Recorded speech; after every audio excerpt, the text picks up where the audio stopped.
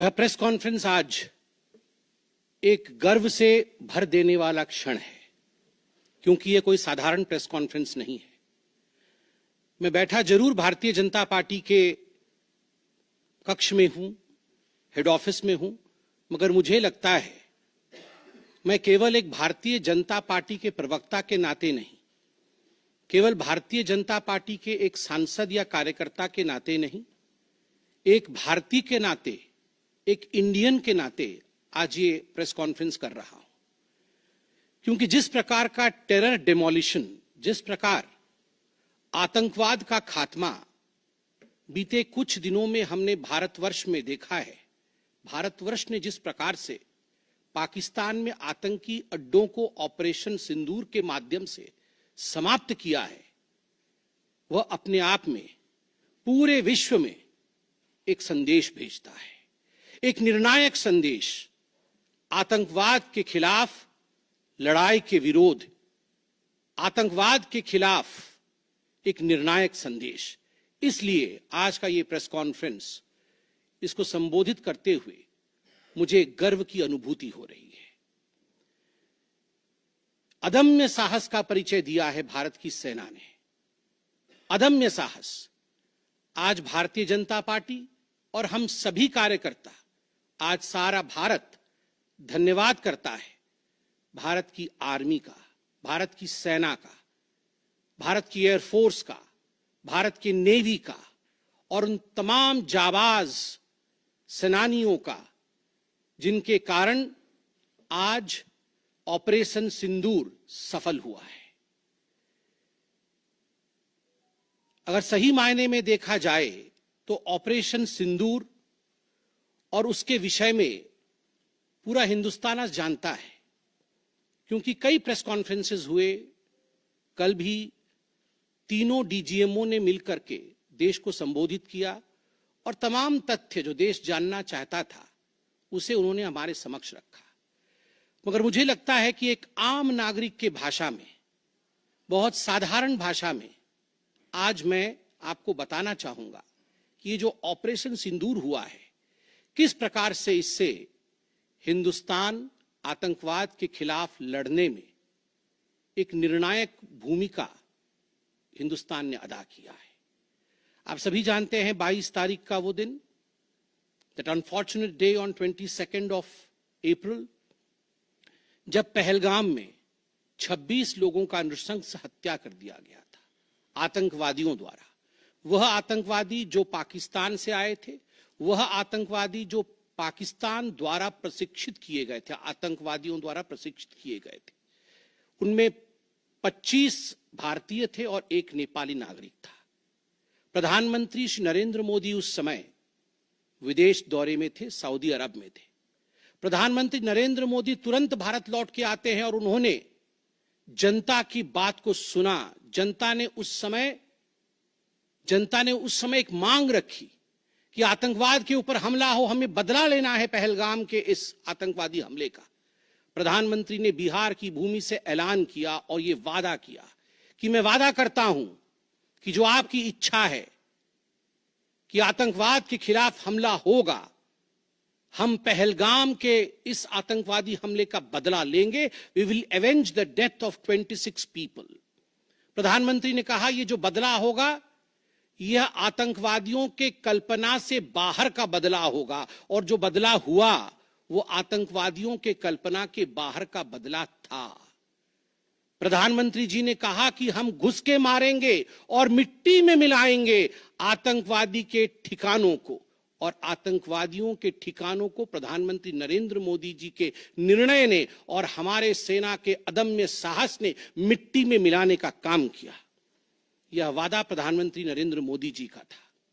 22 तारीख से 7 मई तक लगभग ये 14 दिन आप सभी ने देखा, पूरे भारतवर्ष में एक प्रकार से एक माहौल टेंशन का था, प्रेशर का था कि तुरंत निर्णय किया जाए, तुरंत एक्शन में आया जाए। बहुत सूझबूझ के साथ, सोच समझ करके, स्ट्रैटेजी के साथ। पाकिस्तान भी जानता था कि हमला होगा, एयर स्ट्राइक पहले हो चुका था, किस प्रकार सर्जिकल स्ट्राइक पहले हो चुकी थी, पाकिस्तान पूरी तरह जानता था कि इस बार भी छोड़ा नहीं जाएगा, मगर उसके बावजूद पाकिस्तान इतना दिमाग लगाने के पश्चात वह डेट नहीं जान पाया जिस दिन यह हमला होना था। 22 तारीख से 7 तारीख के बीच में कुछ नॉन मिलिट्री एक्शंस जिन्होंने पाकिस्तान को कमजोर किया, वह प्रधानमंत्री नरेंद्र मोदी जी ने और भारत की सरकार ने लिया। ये जो ऑपरेशन सिंदूर है, इसका एक मिलिट्री पोर्शन है तो एक नॉन मिलिट्री पोर्शन भी है। और नॉन मिलिट्री पोर्शन में सबसे बड़ी बात, इंडस वाटर ट्रीटी, जो सिंधु नदी समझौता 1960 का था, उसे स्थगित किया गया, अबेयंस में रखा गया। आप सभी जानते हैं लगभग 90% पाकिस्तान जो है इसी पानी पर निर्भर करता है।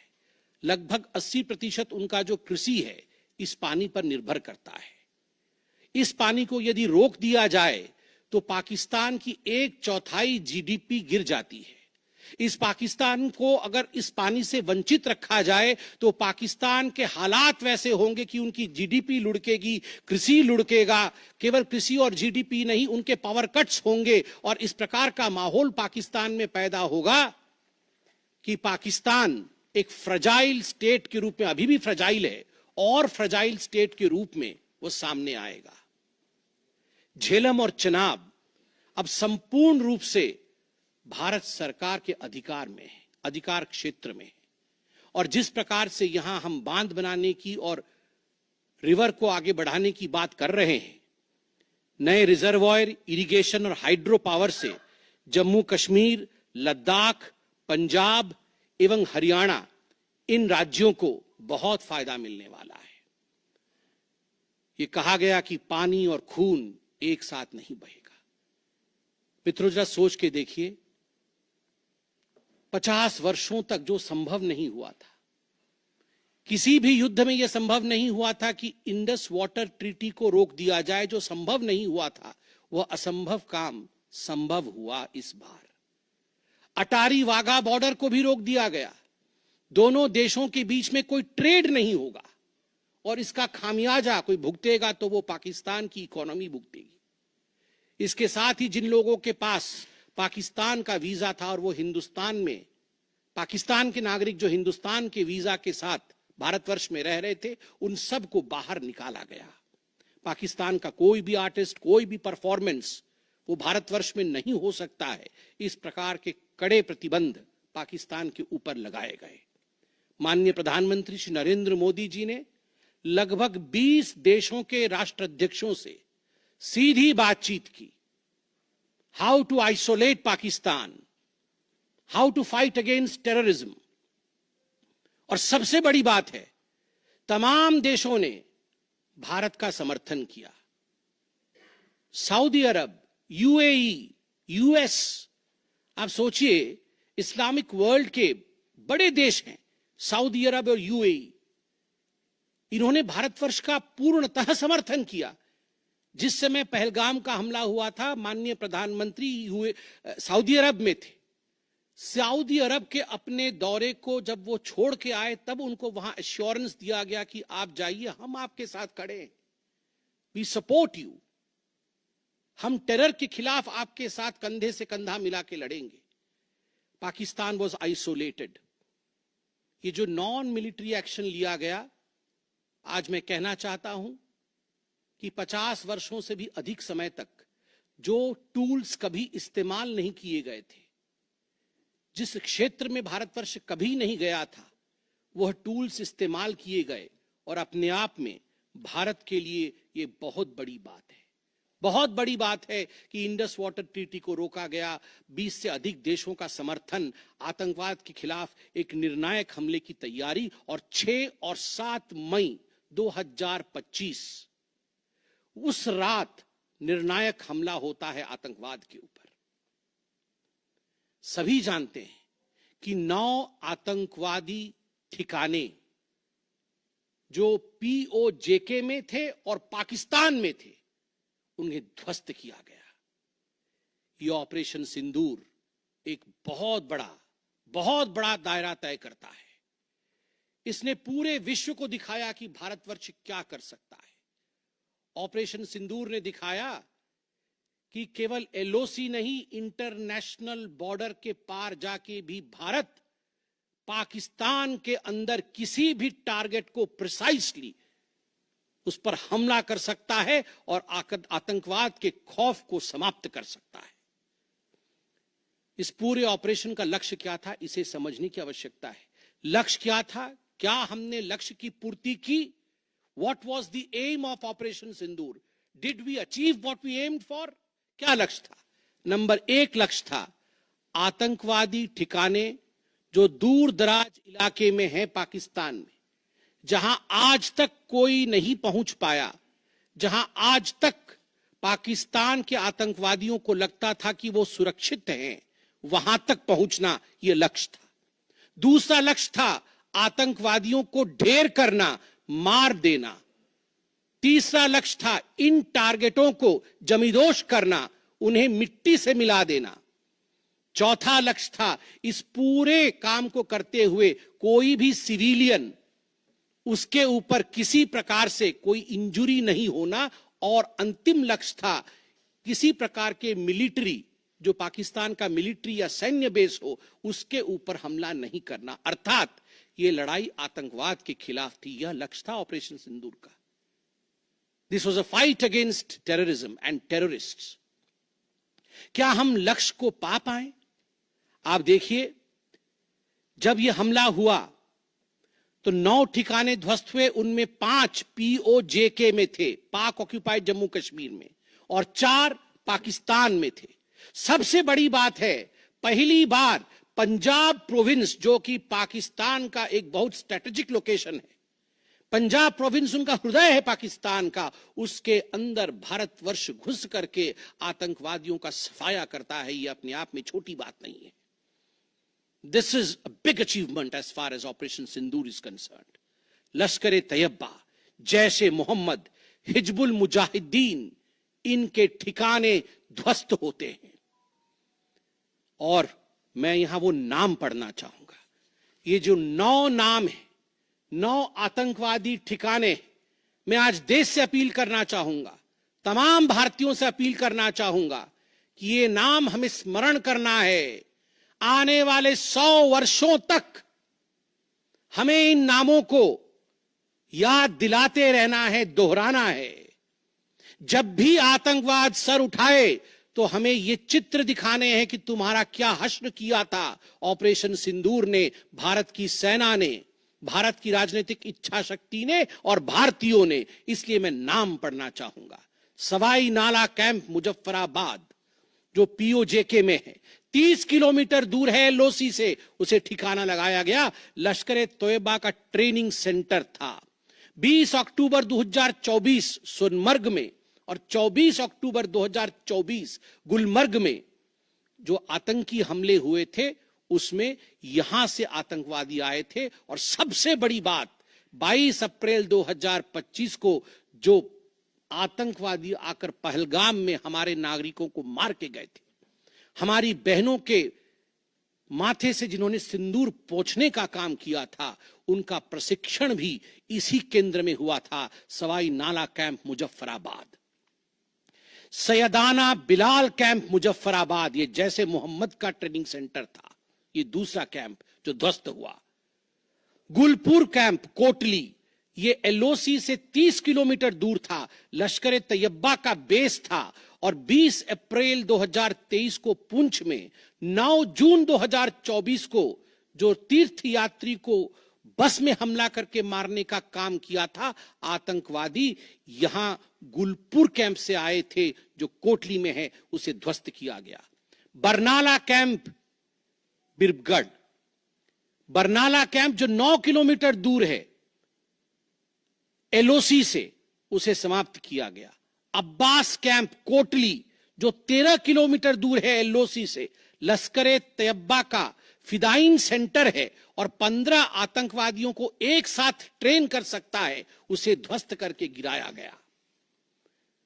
सरजाल कैंप सियालकोट अंतर्राष्ट्रीय सीमा से 6 किलोमीटर दूरी पर है, इंटरनेशनल बॉर्डर से।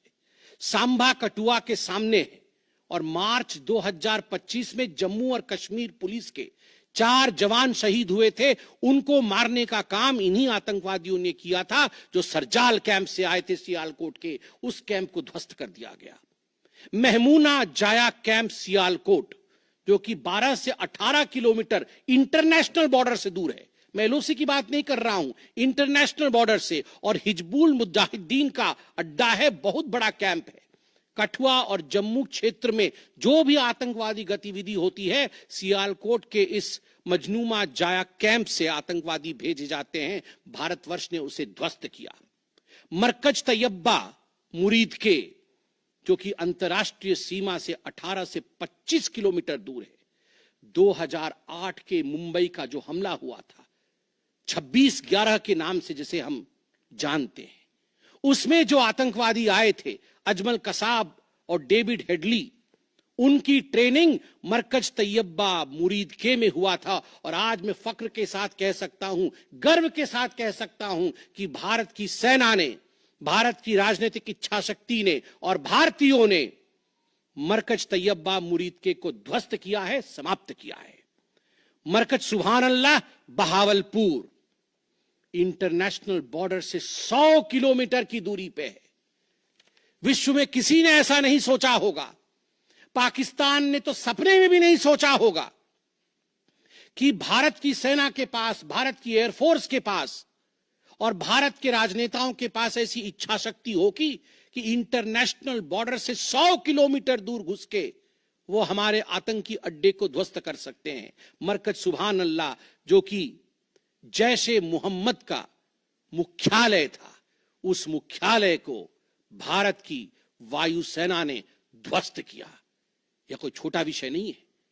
यह बहावलपुर एक ऐसा स्थान है जहां यूनाइटेड स्टेट्स, यूएस भी अपने ड्रोन नहीं भेज पाया था। उस जगह पे भारत घुस के मारता है। आज का भारत, आज का नया भारत यही है। ये नाम, जो 9 नाम मैंने पढ़े, हमें याद रखने चाहिए, मगर उन नामों के साथ मैं कुछ और भी बताना चाहता हूं।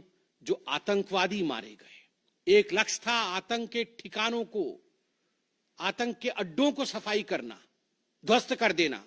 दूसरा लक्ष्य था ऑपरेशन सिंदूर का, आतंकवादियों को चुन चुन कर मारना, उन्हें मिट्टी में मिलाना। 100 से अधिक आतंकवादी मारे गए, 100 से अधिक। मैं कुछ आतंकवादियों के नाम पढ़ता हूं जिनको कि हम डिस्कस करते थे डिबेट्स में, टीवी पे, यूएन में, जिनको कि यूएस ने भी कंडेम कर रखा था। मैं नाम पढ़ रहा हूं। मुदस्सर कादियान खास उर्फ मुदस्सर उर्फ अबू जुंदाल। अबू जुंदाल नाम से हम जानते थे इस आतंकवादी को। और जो लश्कर तैयबा का आतंकवादी था, वो मरकज तैयबा का जो मुरीदके में है, उसका इंचार्ज था। जब वो मरा तो उसके गार्ड ऑफ ऑनर, उसका जो जनाजा निकला, उसमें पाकिस्तान के आर्मी के अधिकारी थे, पाकिस्तान आर्मी के चीफ थे, पंजाब सीएम मरियम नवाज भी उसमें रही। आप सोचिए, ये एक सरकारी जमीन पर हुई और तमाम बड़े लोग, सरकारी लोग पाकिस्तान के उसमें शामिल हुए, जिससे कि यह सिद्ध होता है कि terror and the sponsors of terror are hand in glove together. आतंकवादी और जो आतंकवादियों को बढ़ावा देने वाले, वो एक साथ काम करते हैं। दूसरा, हाफिज मोहम्मद जमील, ये जैशे मोहम्मद का आतंकवादी है। ये ब्रदर इन लॉ, साला था मौलाना मसूर अजहर का, और इंचार्ज था मरकज सुभान अल्लाह बहावलपुर का, वह भी मारा गया। तीसरा आतंकवादी मोहम्मद यूसुफ अजहर उर्फ उस्ताद जी उर्फ मोहम्मद सलीम उर्फ घोशी साहब, जैसे मोहम्मद का नामी आतंकवादी, और यह भी मौलाना मसूद अजहर से जुड़ा हुआ था, और यह वेपन ट्रेनिंग देता था जैशे मोहम्मद का। और सबसे बड़ी बात, IC 184 के हाईजैकिंग में इसका हाथ था। IC 814 के हाईजैकिंग में इसका हाथ था, वह भी मारा जाता है। चौथा आतंकवादी खालिद उर्फ अबू अक्स का। खालिद ये लश्कर तैयबा का आतंकवादी था, फैसलाबाद में मारा गया और वहां उसका फ्यूनरल होता है। अब मैं ये तस्वीर दिखाना चाहूंगा, आप ये तस्वीर देखिए। ये तस्वीर कोई साधारण तस्वीर नहीं है।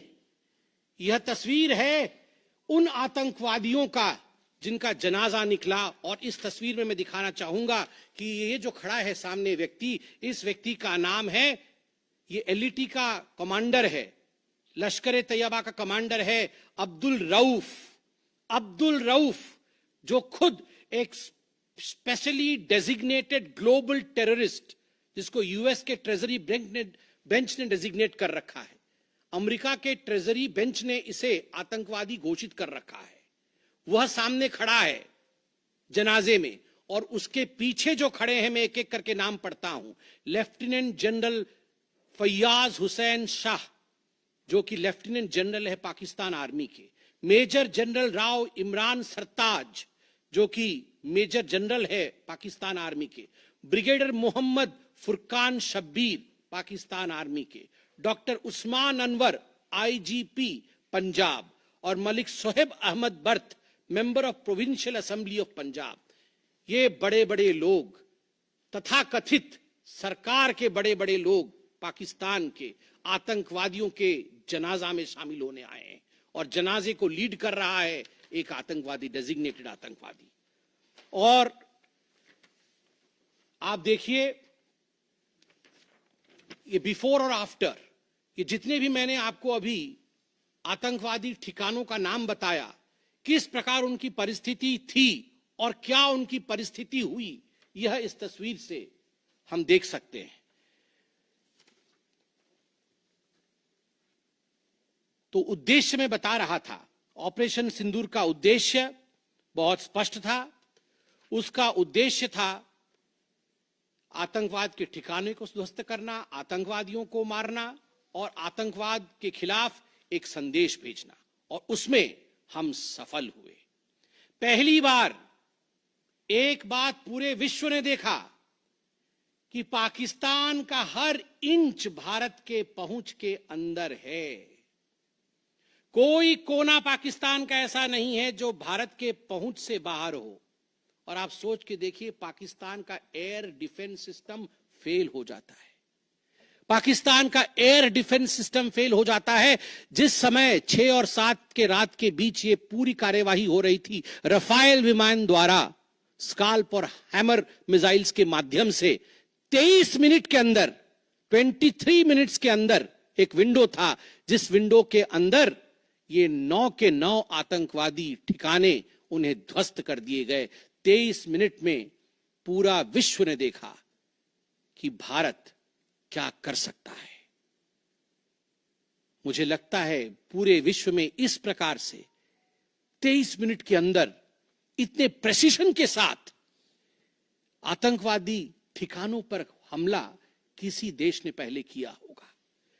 और जब यह पूरा एक्सरसाइज समाप्त हुआ, उसके बाद जब हमारे एमईए ने, हमारी आर्मी ने प्रेस कॉन्फ्रेंस किया, तो उसमें कुछ 4 शब्द बहुत महत्वपूर्ण थे। वो 4 शब्द हैं controlled, precise, measured, non escalatory. हमने ये जो 9 अड्डे ध्वस्त किए वो कंट्रोल्ड तरीके से ध्वस्त किए। प्रिसाइज, कोई सिविलियन अड्डा या कोई मिलिट्री टारगेट नहीं था, प्रिसाइज टारगेट था, आतंकवादी ठिकाने, उनको ध्वस्त कर दिए। मेजर्ड, जितना ध्वस्त करना था उतना ध्वस्त किया, उसके अगल बगल के किसी स्ट्रक्चर को ध्वस्त नहीं किया। जहां आतंकवादी थे उनके ठिकाने में घुस के उनको मार के निकले। और नॉन एस्केलेटरी मतलब युद्ध को बढ़ाने वाला नहीं, नॉन एस्केलेटरी, क्योंकि the primary escalation was Pahalgam. जो मूल एस्केलेशन था वो 22 अप्रैल को पहलगाम में पाकिस्तान ने किया था। हमने रिएक्ट किया नॉन एस्केलेटरी। ये 4 शब्द अपने आप को परिभाषित करते हैं कि ऑपरेशन सिंदूर का लक्ष्य क्या था। ऑपरेशन सिंदूर का जो लक्ष्य था, ऑपरेशन सिंदूर ने उसे 100% पूर्ण किया, 100% पूर्ण किया। इसलिए आज हिंदुस्तान, भारतवर्ष गर्व के साथ कह सकता है कि ऑपरेशन सिंदूर एक ऐसा ऑपरेशन था जो 100% सक्सेसफुल था। और जितने हमारे जाबाज पायलट्स गए थे राफेल के साथ, उतने लौट के आए और आतंकवादी ठिकानों को ध्वस्त करके आए और किसी सिविलियन को नहीं मारा, किसी मिलिट्री बेस को नहीं मारा। मगर दुखद है, जैसा कि पाकिस्तान से एक्सपेक्टेड है, पाकिस्तान उसके पश्चात रिटेलिएशन करता है, पाकिस्तान अपने ड्रोन्स इत्यादि भेजता है, मगर भारत की सिस्टम ने पाकिस्तान के इन ड्रोन्स को, इन मिसाइल्स को हवा में ही समाप्त कर दिया। और सबसे बड़ी बात है, एयर डिफेंस सिस्टम लाहौर का 7 और 9 तारीख के बीच लाहौर के एयर डिफेंस सिस्टम को समाप्त करने का काम हिंदुस्तान ने किया। और 9 और 10 तारीख के बीच, 9 मई और 10 मई के बीच 11 एयर बेसेस को, पाकिस्तान के 11 एयर बेसेस को ध्वस्त करने का काम भारतवर्ष ने रिटेलिएशन में किया। जब पाकिस्तान ने भारतवर्ष के ऊपर एस्केलेशन किया तो भारतवर्ष ने 11 एयर बेसेस को समाप्त किया। इन एयर बेसेस के नाम भी हमें याद रखने चाहिए। तमाम भारतीयों को वो 9 नाम आतंकवादी ठिकाने याद रखने चाहिए, स्मरण होना चाहिए। और ये जो 11 एयरबेस हैं, हिंदुस्तान अपने पर आ जाए तो क्या कर सकता है अपने लोगों को बचाने के लिए। ये 11 नाम भी मैं पढ़ता हूं। नूर खान, ये नूर खान वह एयरबेस है जहां पर एयर टू एयर रीफ्यूएलिंग करने की क्षमता है। हवा में उड़ रही हो अगर आपका विमान, तो एयर टू एयर रीफ्यूएलिंग यही नूर खान से हो सकती है। जब भारत ने नूर खान को ध्वस्त किया तो जो जहाज थे पाकिस्तान के, उनके पास वो क्षमता नहीं रही कि वो हवा में अधिक समय तक युद्ध कर सके, उन्हें नीचे उतरना ही पड़ा। नूर खान, रफीकी, मुरीद, सुक्कूर, सियालकोट, पसरूर, चुनियान, सरगोदा, स्कारू, भुलारी और जकोबाबाद, ये तमाम मैं फोटोज लेके आया हूं। जकोबाबाद का ये फोटो देखिए, क्या था पहले और क्या हुआ बाद में, क्या था पहले और क्या हुआ बाद में। आप देख सकते हैं परखच्चे उड़ गए। यह है प्रिसीशन ऑफ इंडियाज अटैक। तमाम फोटो हैं यहां पे, किस प्रकार से हमने एक एक करके उनके एयर बेसेस को समाप्त किया। आप देख सकते हैं सारे एयर बेसेस के हम फोटो लेके आए हैं, जकोबाबाद से लेके बाकी तमाम। क्योंकि आपने ये सब देखा हुआ है, मैं अधिक समय नहीं लूंगा। आर्मी ने आपको दिखाया है, डीजीएमओज ने आपको दिखाया है, इसलिए मैं इसको आपको दिखा के दोबारा, I would not like to take much time, but मैं रिमाइंड करना चाहूंगा कि 11 एयर बेसेस को हमने ध्वस्त किया। और इसमें एक बड़ा विषय है, पहली बार विश्व में किसी देश ने एक न्यूक्लियर कंट्री के अंदर घुस करके उनके एयर बेसेस को समाप्त करने का काम किया। पाकिस्तान एक न्यूक्लियर कंट्री है, उसके अंदर घुस करके उनके एयर बेसेस को 20% पाकिस्तान के एयरफोर्स के इंफ्रास्ट्रक्चर को भारतवर्ष ने नाकाम कर दिया। 20% of PAF's infra was destroyed by India. Just imagine, एक न्यूक्लियर कंट्री है, उसमें घुसकर मारना, यह अपने आप में पूरे विश्व में पहला इंस्टेंस है।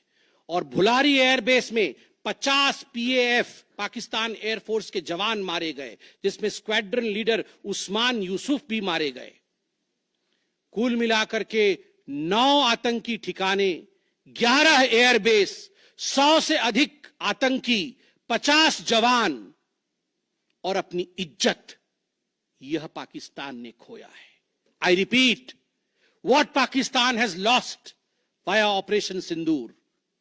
9 आतंकी ठिकाने, बड़े बड़े आतंकी ठिकाने, 11 एयरबेस, 100 से अधिक आतंकवादी, 50 से अधिक जवान और अपनी इज्जत, यह पाकिस्तान ने खोया है। यह झटका पाकिस्तान सह नहीं पाया और उनके डीजीएमओ का 10 तारीख को ही फोन आया। और उसके पश्चात मैं कहूंगा यह सीज फायर नहीं, ये एक अंडरस्टैंडिंग है। ये एक अंडरस्टैंडिंग है कि यदि भविष्य में किसी प्रकार का कोई भी आतंकी हमला होता है तो यह अंडरस्टैंडिंग तोड़ दी जाएगी। हमने करके दिखाया है, जो पहले कभी नहीं हुआ था वो हुआ है इस बार। अंदर घुस के मारा है हमने, ये एक अंडरस्टैंडिंग है। और सबसे बड़ी बात है, पाकिस्तान में उनके मौलाना, उनके मौलवियों ने पाकिस्तान का साथ नहीं दिया, मगर हिंदुस्तान की एकता देखिए, हिंदुस्तान का भाईचारा देखिए। पूरा देश एक होकर खड़ा हुआ, पूरा देश सेना के पीछे, सेना के अदम्य साहस के पीछे, हमारी राजनीतिक इच्छा शक्ति के पीछे पूरा भारत एक होकर खड़ा हुआ। और आज मैं कहना चाहता हूं कि आज पाकिस्तान पूरे विश्व में अलग थलग पड़ा है। पहले भी ऐसे वक्त थे, अनेकों प्रयास भारतवर्ष करता था। पहले हम सबूत देते थे, प्रयास करते थे डोजियर के माध्यम से पाकिस्तान को प्रूफ दे आतंकवाद का। वो डोजियर लेती थी मगर उस पर काम नहीं करती थी। मगर आज नए भारतवर्ष ने पाकिस्तान को बख्शा नहीं है। आतंकवाद के खिलाफ एक निर्णायक लड़ाई हुई है और प्रधानमंत्री जी ने स्पष्ट कहा है, वहां से यदि गोली आती है तो यहां से गोला जाएगा। इसी के साथ मैं अपने वक्तव्य को समाप्त करता हूं। कोई प्रश्न हो तो अवश्य पूछे। कमलेश जी।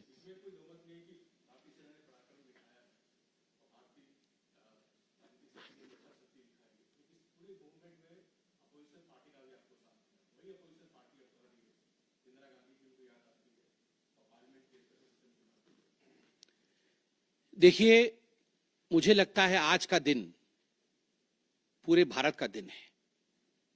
मैं ऐसा नहीं कहूंगा कि आज मैं भारतीय जनता पार्टी के प्रवक्ता के नाते कह रहा हूं।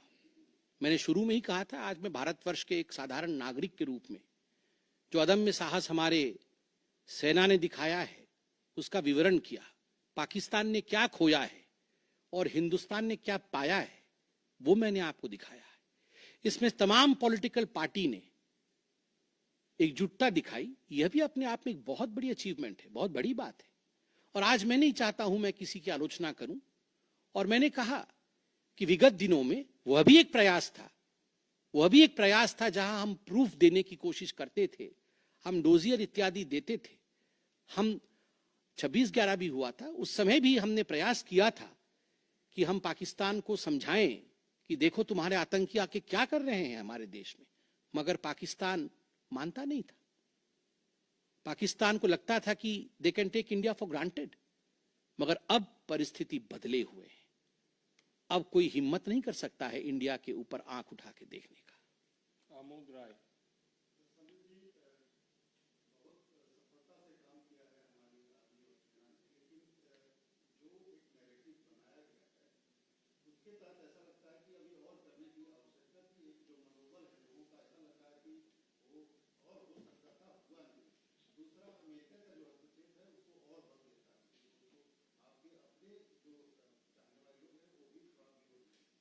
आपके दो प्रश्न हैं। पहला प्रश्न है कि बहुत सारी सफलताएं रहीं मगर लोगों के मन में और की इच्छा थी। दूसरा प्रश्न हस्तक्षेप को लेकर है। मैं दोनों का सटीक उत्तर दूंगा। नंबर 1, मैंने आपको इस प्रेस कॉन्फ्रेंस के माध्यम से आरंभ में ही बता दिया कि ऑपरेशन सिंदूर का लक्ष्य क्या था। ऑपरेशन सिंदूर के जो लक्ष्य थे, जो लक्ष्य परिलक्षित थे, वो प्रधानमंत्री जी ने डे 1 को ही बता दिया था। आतंकवाद के ऊपर हमला, कल्पना से परे सजा आतंकवादियों को, चुन चुनकर मारना और उनके अड्डों को ध्वस्त करना। और सेना के अदम्य साहस ने यह करके दिखाया।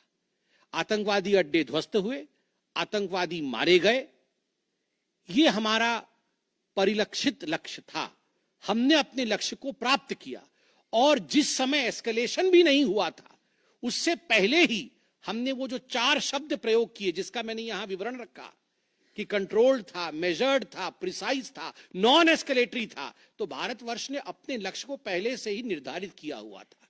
इसलिए आपका यह कहना कि कुछ और होना था, मुझे लगता है कि हमने जो करना था वो हमने पहले भी कहा, करके भी कहा और उसे 100% हासिल किया। Operation Sindoor was 100% successful operation. 100% सफलतापूर्वक किया गया एक मुहिम था, एक ऑपरेशन था ऑपरेशन सिंदूर।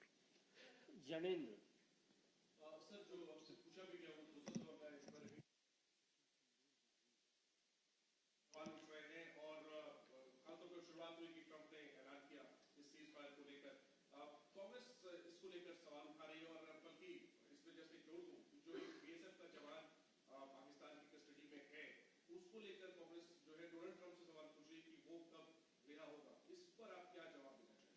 देखिए, पहली बात तो है जहां तक मध्यस्थता इत्यादि का विषय है, मैंने बहुत स्पष्ट रूप से कहा अभी, जितना मेरे डोमेन में नॉलेज है, और डीजीएमओज ने अपने प्रेस कॉन्फ्रेंस में एक बार नहीं कई बार कहा कि फोन हमारे डीजीएमओ को पाकिस्तान के डीजीएमओ का आया था। पाकिस्तान के डीजीएमओ ने कहा कि there should be some kind of stoppage, और चूंकि हमारा लक्ष्य पूर्ण हो चुका था, हम तो शुरू से ही एस्केलेशन के फेवर में नहीं थे, एस्केलेशन नहीं होना चाहिए था, नॉन एस्केलेटरी था। पाकिस्तान के डीजीएमओ ने फोन किया, दूसरे देशों का फोन, जहां तक दूसरे देशों का फोन आने का सवाल है, देखिए ऐसी परिस्थितियों में तमाम देश एक दूसरे को फोन करते हैं, सभी देश एक दूसरे को फोन करते हैं, क्या मदद कर सकते हैं, किस प्रकार से कूल डाउन हो सकता है, इस विषयों पर चर्चा होती है। भारतवर्ष यूक्रेन भी फोन करता है, भारतवर्ष रशिया भी फोन करता है, सब जगह फोन करते हैं, हर कोई एक दूसरे को फोन करता है। इसमें किसी प्रकार का मगर संशय नहीं है कि डीजीएमओ पाकिस्तान ने फोन किया भारतवर्ष के डीजीएमओ को सीज फायर डिमांड करते हुए, रिक्वेस्ट करते हुए, डिमांड नहीं रिक्वेस्ट करते हुए। और कोई प्रश्न? एक मिनट दे दो, जवाब दे दूंगा।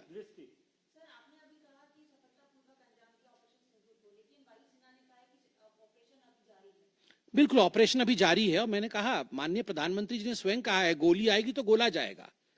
तो अगर गोली आएगी तो गोला जाएगा, तो इसलिए ऑपरेशन सिंदूर समाप्त नहीं हुआ है, इंतजार कि अगर आंख उठाया तो उसका जवाब दिया जाएगा।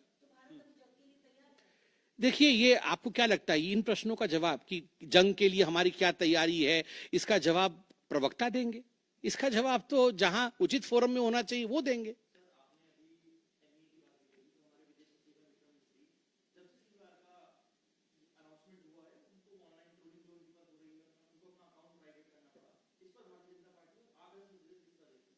देखिए, मैं बहुत स्पष्ट रूप से बता दूं, ये आज की जो प्रेस कॉन्फ्रेंस हो रही है, ऑपरेशन सिंदूर को लेकर हो रही है, उसके सफलता को लेकर हो रही है, और तमाम लोग जो ऑपरेशन सिंदूर से जुड़े हुए थे, चाहे वो सेना हो, चाहे वो हमारी राजनीतिक घटक हो, चाहे वो हमारे ब्यूरोक्रेट्स हो, उन सभी का सलाम है।